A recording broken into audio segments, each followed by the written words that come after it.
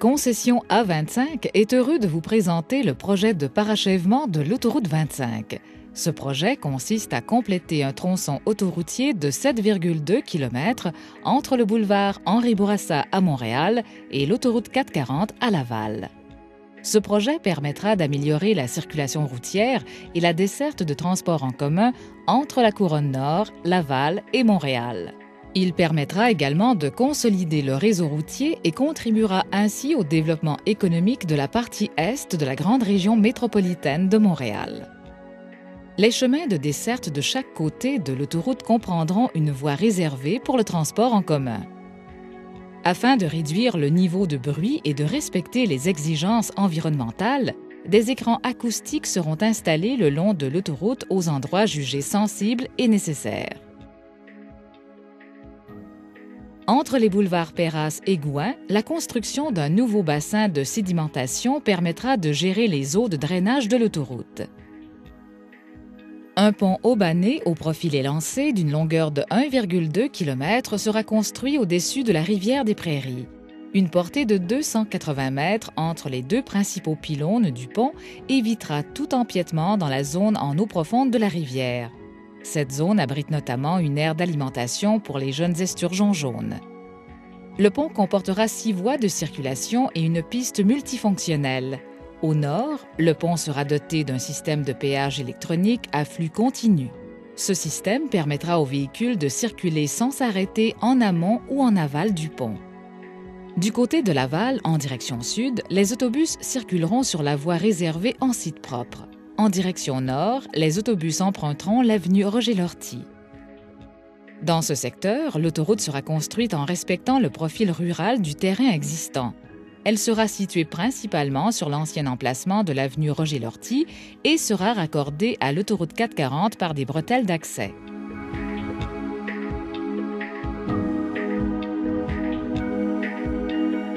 La construction des bretelles se fera le long et au-dessus d'une zone de milieux humides qui ont été compensés par des terrains de qualité dans le secteur appartenant au ministère des Transports.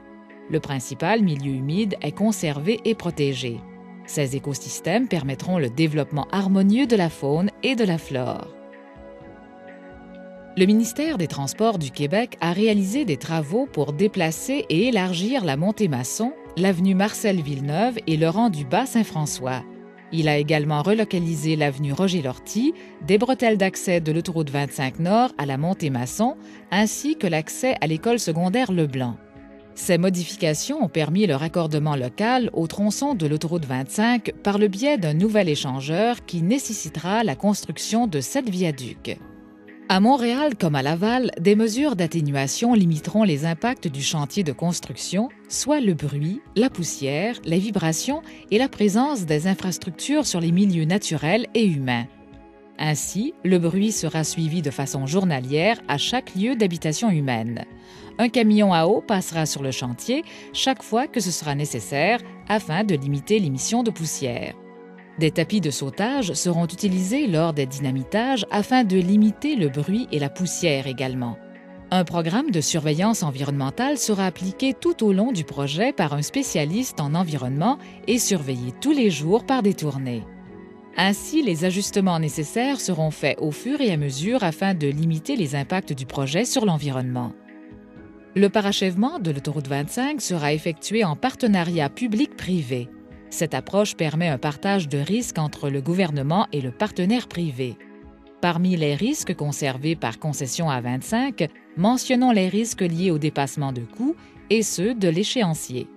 Par sa formule innovatrice à péage électronique, ses voies réservées aux autobus et ses diverses caractéristiques, le parachèvement de l'autoroute 25 entre le boulevard Henri Bourassa et l'autoroute 440 à Laval se veut un projet dont l'impact sera positif sur la congestion routière, sur la fluidité des déplacements dans l'axe nord-sud de la région métropolitaine de Montréal et sur le développement économique de l'est de la région métropolitaine.